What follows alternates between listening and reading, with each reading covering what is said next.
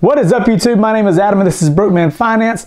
If you were paying attention to the biggest movers in the market last week, then you likely saw a company by the name of VivoPower trending upward. It wasn't until late July that this company broke north of $2.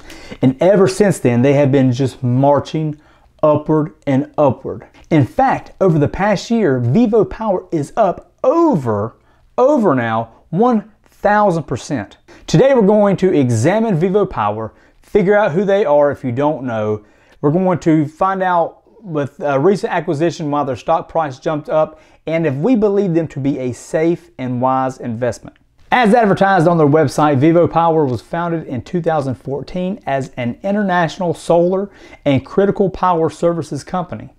They work to generate sustainable energy solutions. Basically, VivoPower builds solar plants in Australia and the United States. They have offices in the United States, United Kingdom, and they have multiple offices in Australia. They also trade under the ticker symbol VVPR. You can see here they've got fields of solar panels that can apparently power hundreds of Starbucks or thousands of homes. There is always a lot of speculative growth potential because the demand for solar power is always growing. I was kind of disappointed because there wasn't a lot on the website that gave me any kind of insight into this company. It was very just vague. It was just very basic and didn't give a lot of information. It didn't give me a good feel of what this company is about. But nonetheless, I take what I can get. However, I would have liked to have had a little more info on there other than just their core values. Those are great. I'm not saying nothing is wrong with having core values. Everybody needs them. But I'm glad you have them, but give me some more information on the company itself. I'm glad that you're unified. VivoPower does not outright own any of the solar projects that's going on in the United States. Rather, the company has entered into a 50-50 joint venture with Innovative Solar Systems. And it is this joint venture that constructs the solar facilities. No investor likes to hear about legal issues going on with a company, and I'm no different.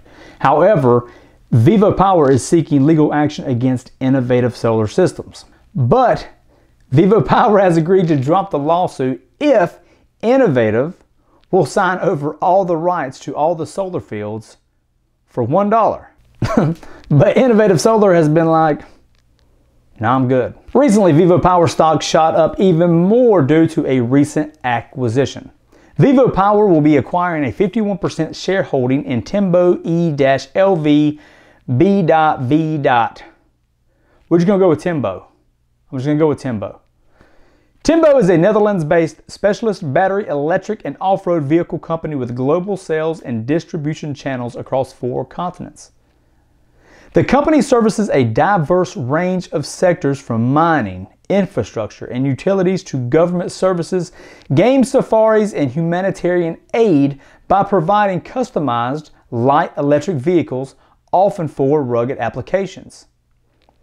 This gets VivoPower into the EV game. Converting the Land Cruiser and Helix, I'm not sure how that's said, into battery-powered 100% electric vehicles is a logical step to make, says Tembo.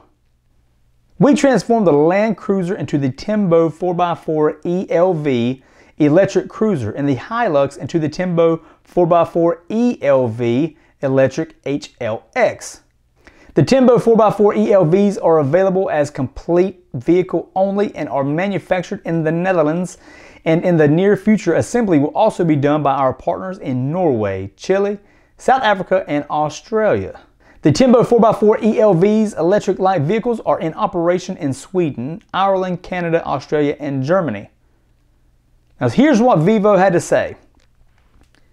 We are very pleased to have the opportunity to invest in Tembo and to partner with Frank Dams and his team. We believe that this will deliver a win-win outcome for both parties given the growing interest in electric vehicles from VivoPower's customer base and proven capabilities, technology, and solutions that Tembo has already been delivering. Combined now, the customer base for these two companies are over 700. Now the size of each of those customer bases, I don't know. But VivoPower is expecting some really big things from this acquisition. This is what else he had to say.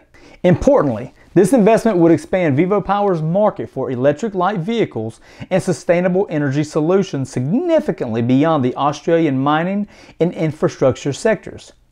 We believe that consummation of this transaction has the potential to transform our addressable market into a global one. Based on an analysis of publicly available industry data, the company estimates that the potential global and addressable market for ELVs could be at least $36 billion in USD within the markets in which Tembo is currently active. Tembo does not yet have any kind of footprint hold in the United States, Asia, or South America. Now, do I think this is a safe, just no-brainer investment? No, I don't. I don't think any investment is a no-brainer investment. You need to do your due diligence and your research. I do think that you should be a little bit leery of this one, just based off just recent hype, and this thing could be getting completely pumped up, and you can see investors pulling out at any time. I would be very careful going into this one. VivoPower has a 52-week low of 52 cents, and as of June 30th, 2020, VivoPower had $21.7 million in net debt, but only $17.7 million in share owners' equity. This gives the company a net debt to equity ratio of 1.23. So VivoPower is being financed primarily through debt. In 2018, they had a loss of $11 million. Last year, they had a loss of over $5 million.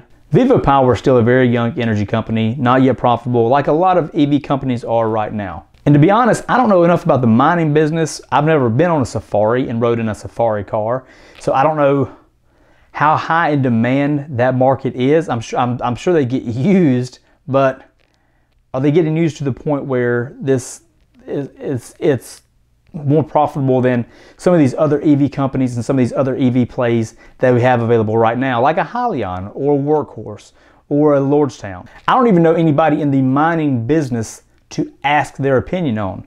If you have an opinion on it, by all means, let me know in the comments, because I'd love to hear from a miner. Now, I'm not saying this company won't be just uberly successful. I have no idea. There's a great chance that they will be the best of the best ever. Who knows? I'm just saying there's other EV plays out there right now that make more sense for me. I don't even know what kind of moat we're talking about when it comes to mining vehicles and these safari vehicles. No idea. For me, I'm going to remain on the sidelines for this one, just kind of watch from afar. Those big stock run-ups, they always seem kind of sketchy to me when they come out of nowhere or just on a little bit of news. All this hype gets into it. They start trending on top movers on Robinhood, and they're at an affordable price, and then everybody starts dumping in, and all of a sudden people pull out whenever it gets run up. It just seems sketchy. I'm not a financial advisor, but I would approach it with caution. That's all I have, folks. Please, by all means, leave me a comment in the comment section below. I'd love to hear from you. Stay safe out there as always, and take care.